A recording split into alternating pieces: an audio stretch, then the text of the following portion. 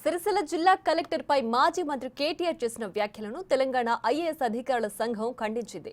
KTR comments అధికారులను అవమానించినట్లున్నాయని మండిపడ్డారు. Civil service అధికారిపై చేసిన విమర్శలు నిష్పక్షపాతంగా, విశ్వసనీయతను ప్రశ్నించే విధంగా ఉన్నాయని ఫైర్ అయ్యారు. అధికారులు నిష్పక్షపాతంగా, న్యాయబద్ధంగా, ఎటువంటి భయాందోళనలు లేకుండా విధులు నిర్వహించాలి. కానీ ఇలాంటి ఆరోపణలతో అధికారుల విధులకు ఇబ్బంది కలిగించడమే అవుతుందని ఆక్షేపించారు. ఈ విషయంలో సిరిసిల్ల జిల్లా కలెక్టర్కు తాము పూర్తిగా మద్దతిస్తామని ఐఏఎస్ల సంఘం ప్రకటించింది. సివిల్ సర్వీస్ అధికారుల గౌరవం, స్వతంత్రతను కాపాడడానికి తాము అండగా ఉంటామని సంఘం స్పష్టం చేసింది.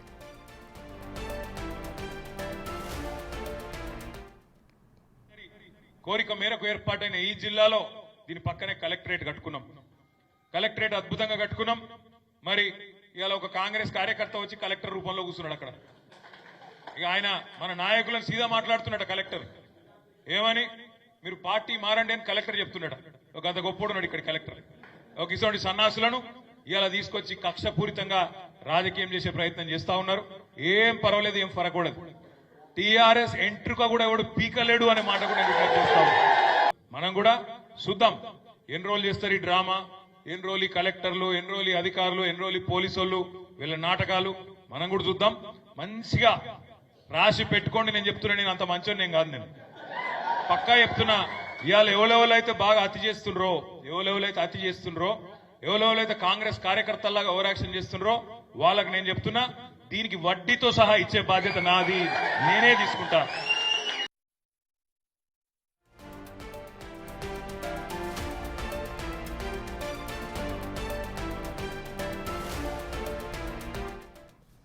మరింత సమాచారం మా associate input editor Nagesh live లో అందించడానికి సిద్ధంగా ఉన్నారు. నగేష్, చెప్పండి.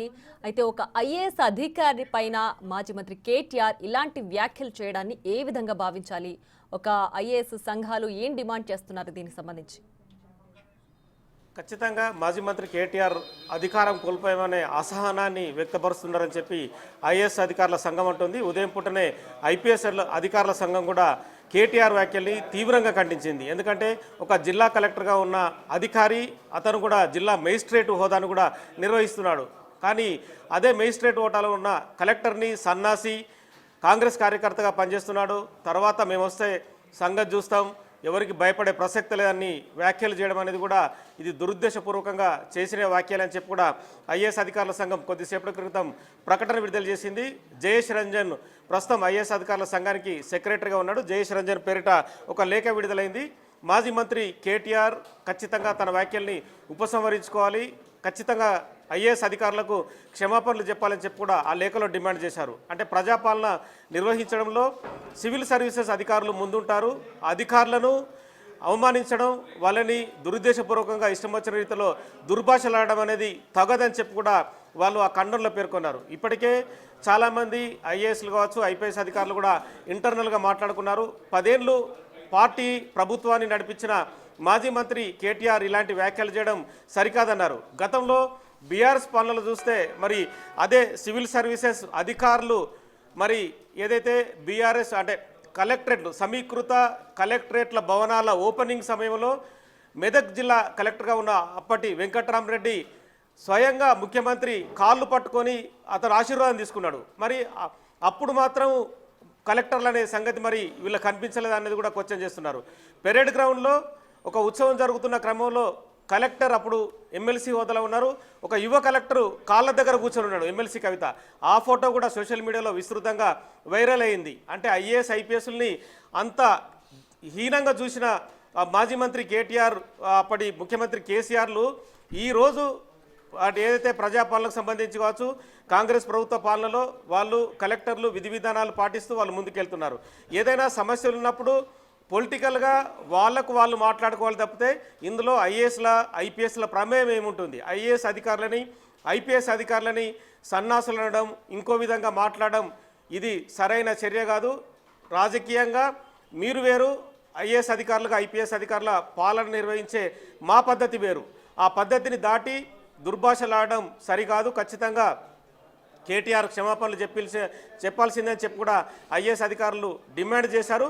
26వ తారీఖు రోజున కేటీఆర్ రాజన్న సిరిసిల్లలో బీఆర్ఎస్ పార్టీకి సంబంధించి మీటింగ్లో ఇష్టం వచ్చిన రీతిలో మాట్లాడిన విషయం ఇప్పటికే పెద్ద ఎత్తున వైరల్ అయింది. ఐపీఎస్ ఐఏ అధికారులు ఐఎస్ అయితే అంటే గత ప్రభుత్వం బీఆర్ఎస్ ప్రభుత్వం అధికారంలో ఉన్నప్పుడు వాళ్ళ ప్రవర్తించిన తీరు ఐఏఎస్ పట్ల చూసుకుంటే ఇప్పుడు సిరిసిల్ల కలెక్టర్ పైన చేసిన కేటీఆర్ చేసిన వ్యాఖ్యలు పెద్ద సర్ప్రైజింగ్ కాదని భావించాలంటారా? ఎందుకంటే వాళ్ళ తీరే ఐఏఎస్ల పట్ల అలా ఉంది అనుకోవాలా? అంటే ఖచ్చితంగా, ఎందుకంటే 10 ఏళ్ళు పాలించిన తర్వాత ఐఏఎస్ అధికారులు ఐపీఎస్ అధికారులు అనేది చులకన భావన రీతిలో వాళ్ళు కనిపిస్తున్నారు. ఎందుకంటే ప్రజాభవన్ వేదికగా పరిపాలన నడిపిన క్రమంలో వాళ్ళు పిలిచినప్పుడల్లా ఐఏఎస్ అధికారులు పరిగెత్తారు, అడుగులకి మడుగులొత్తారనే ఆరోపణలు కూడా అప్పటి అధికారుల పైన ఉన్నాయి. కానీ కొంతమంది అధికారులు అడుగులకు మడుగులొత్తచ్చు, కానీ చాలామంది అధికారులు స్ట్రేట్గా నిష్పక్షపాతంగా వాళ్ళు అధికారాన్ని చెలాయించి జిల్లాని కానీ రాష్ట్రాన్ని నడిపిన అధికారులు ఎంతోమంది ఉన్నారు.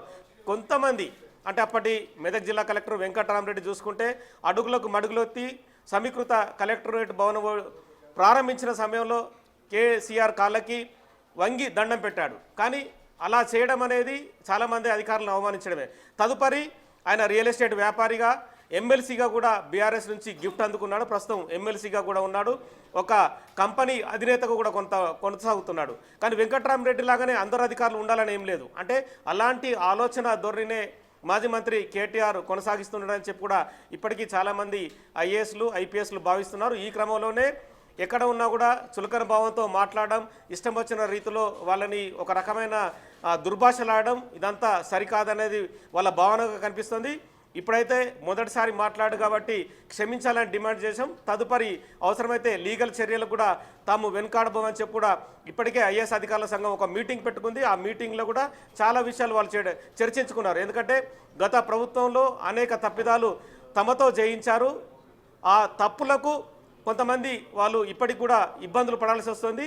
ఆ తప్పులో బాధ్యుల్ని చేయడమే కాకుండా ఇలా ఇష్టం వచ్చిన రీతిలో సన్నాసులు అని చెప్పి మరో రకమైన మాటలు మాట్లాడడం కూడా సరికాదని వాళ్ళు డిమాండ్ చేస్తున్నారు.